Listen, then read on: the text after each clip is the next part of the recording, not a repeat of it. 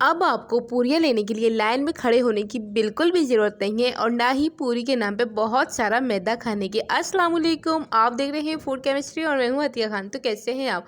बहुत स्पेशल घर के आटे की रेसिपी के साथ हाजिर हो गए। इधर मैंने तकरीबन 5 कप घर का जो फाइन बराबर से आटा होता है वो लिया, ना इतना लाल ना ही इतना वाइट, ठीक है, जो बिल्कुल बराबर से आटा होता है। उससे मैंने तकरीबन 2 टेबल स्पून के करीब नमक डाल दिया, या आप अपने जायके के अकॉर्डिंग भी डाल सकते हैं।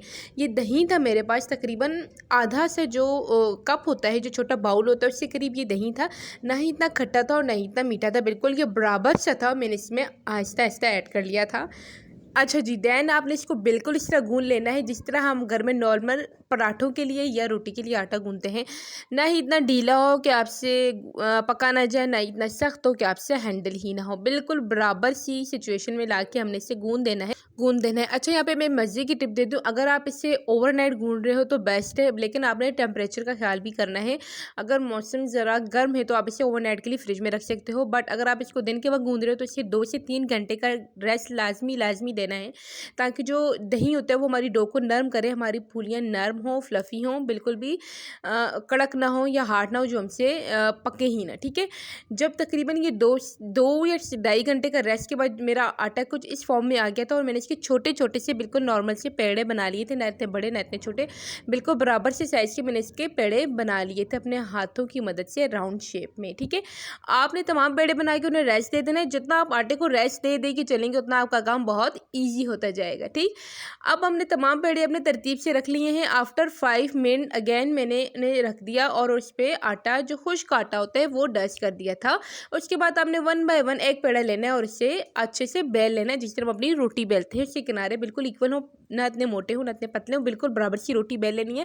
आपने साथ दूसरे चूल्हे पे अपने पैन में, कढ़ाई में ऑयल गर्म करने के लिए रख देना है, क्योंकि हम इसे तेज़ गर्म ऑयल में ही डालते हैं। क्योंकि अगर हम इसे नॉर्मल या मीडियम फ्लेम वाले ऑयल में डालेंगे तो ये पूरी बिल्कुल भी नहीं बनेगी, ये वाइट ही रह जाएगी या कड़क हो जाएगी या कच्ची रह जाएगी, ठीक है। जब हमारी ये हो जाए, बिल जाए बेलन की मदद से, तो उसके बाद हमने इसे हाथ की मदद से अच्छे से, जैसे हम रोटी को करते हैं अपने हाथ में, आपने इसे कर देना है। ये बिल्कुल हलवाई स्टाइल होता है।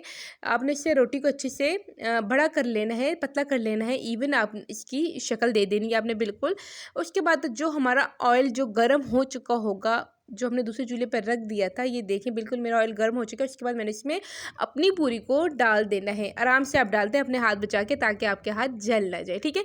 उसके बाद आप अब इसे तेल इसके ऊपर डाल के पकाएं। इसे जिस तरह मैं डाल रही हूँ आप इस तरह कर सकते हैं, या आप इसे तेल में डबो के डीप फ्राई करें। इसने फूलना ही है, इसका रिजल्ट बिल्कुल सेम ही आएगा। माशाल्लाह ये बहुत नरम, देख रहे हैं, ये बिल्कुल शायद फूलती जा रही है।